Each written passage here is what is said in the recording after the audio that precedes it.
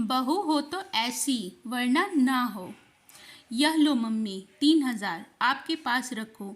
नई बहू ऑफिस जाते समय अपनी सास को बोली और सास की आंखें भर आई। अरे इतने सारे पैसे मुझे क्या करना है मम्मी। दिन भर कितनी चीज़ों के लिए पैसे लगते हैं।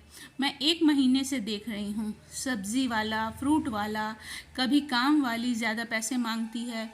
और आपकी किटी भी तो है। रहने दो मम्मी। अरे तुम्हारे ससुर जी का पेंशन आता है ना, वो थे तब उनसे मांगती थी। अब बिना मांगे ही सरकार हर महीने दे देती है।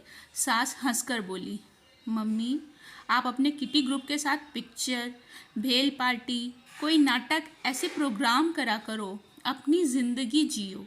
इन्होंने बताया है कि आपने कितनी मुश्किल से इस घर को संभाला है। बड़े भैया अमेरिका में हैं, दीदी ससुराल में खुश है।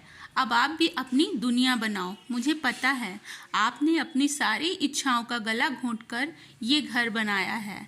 अब आप खुद के लिए जियो। इतनी छोटी उम्र में इतनी बड़ी बड़ी बातें कहाँ से सीखी रीत तूने।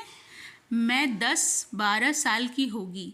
उस समय मेरी दादी बुआ के यहाँ जा रही थी।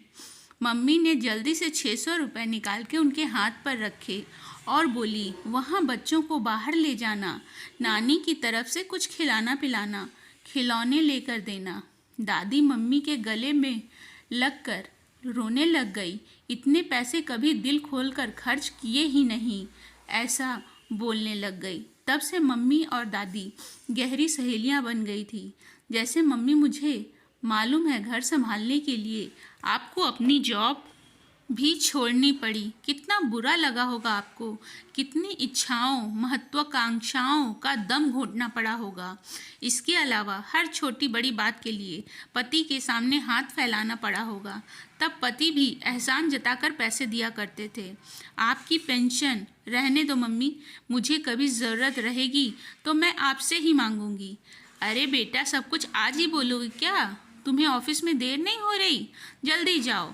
मुझे बोलने दो मम्मी, इसी में मेरी खुशी है। ये मैं आपकी खुशी के लिए कर रही हूँ। मेरी माँ कहती है कि 18 घंटे घर में खटने वाली महिला को कोई समझता ही नहीं है।